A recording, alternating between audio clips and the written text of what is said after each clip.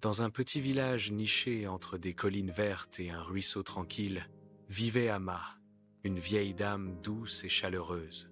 Sa maison était une petite chaumière au bord du village, entourée d'un jardin, de quelques arbres fruitiers et d'une clôture qui murmurait dans le vent. Amma n'avait ni enfant ni mari. Son époux était parti depuis longtemps, mais elle n'était jamais seule.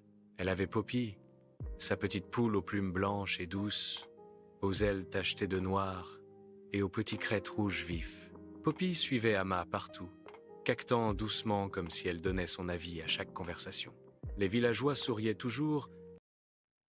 Elle en garda un et porta l'autre au marché. Elle n'en demanda pas beaucoup, juste de quoi acheter une poignée de riz et un petit morceau de jaggery. Les jours suivants, Poppy continua à pondre 2 œufs chaque matin. Les villageois remarquèrent la chose. « Vends-les tous les 2, Amma.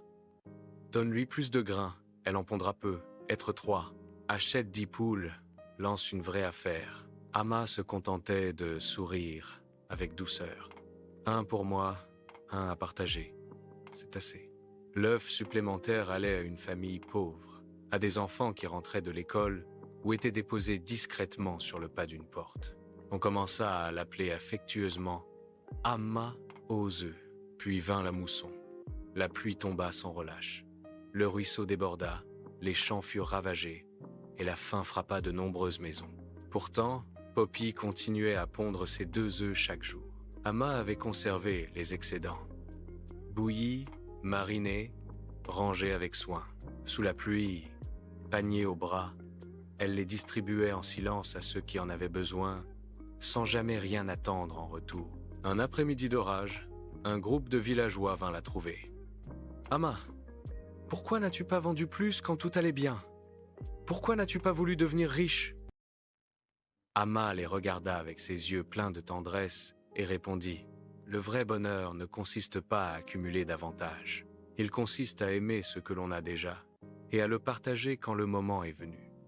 J'ai gardé seulement ce dont j'avais besoin. Le reste n'était pas vraiment à moi. C'était un cadeau destiné aux autres. » Poppy caqueta, doucement, et se blottit contre les pieds d'Amma, comme pour dire « Tout à fait d'accord. » Et l'histoire se termine comme elle avait commencé.